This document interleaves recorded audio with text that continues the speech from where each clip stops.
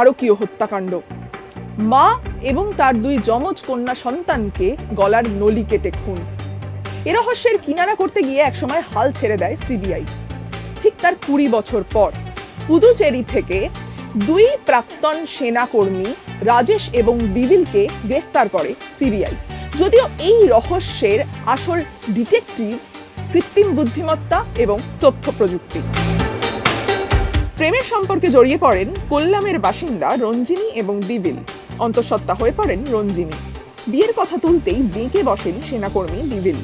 রঞ্জিনীকে ছেড়ে ফিরে যান কর্মক্ষেত্র পাঠানকোটে। 2006 সালের জানুয়ারি যমজ কন্যা সন্তানের জন্ম দেন রঞ্জিনী। পণ করেন দিবিলকে ছাড়বেন না। মহিলা কমিশনের দ্বারস্থ হন তিনি। কমিশন ডিএনএ টেস্টের নির্দেশ দেয়। খবর পৌঁছয় দিবিলের কাছে।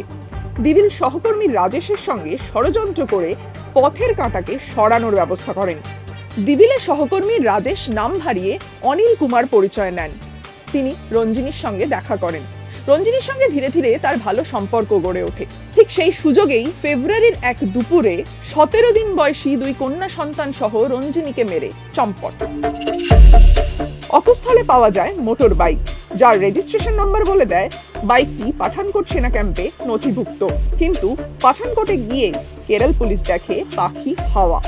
খুনের ঘটনায় তোলপাড় পড়ে যায় কেরলে। ধরা যায়নি দিবিল এবং রাজেশকে। অবশেষে 19 বছর পর ব্রেক থ্রু এলো। দীর্ঘদিন নিষ্পত্তি হয়নি এরকম মামলাগুলির ফাইল খোলে পুলিশ। সামনে আসে রঞ্জিনী হত্যা রহস্য। পুলিশ মামলাটি পাঠায় তথ্য প্রযুক্তি শাখায়। যদি কিছু সূত্র মেলে। দিবিল এবং রাজেশের 19 বছরেরও বেশি পুরনো ফটোতে এআই প্রযুক্তি ব্যবহার করা হয়। এত বছর পর দিবিল ও রাজেশকে কেমন দেখতে হতে পারে তা এআই টুলের সাহায্যে তৈরি করা হয়। সেই ছবি সমাজ মাধ্যমে ফেলতেই কেল্লা ফতে।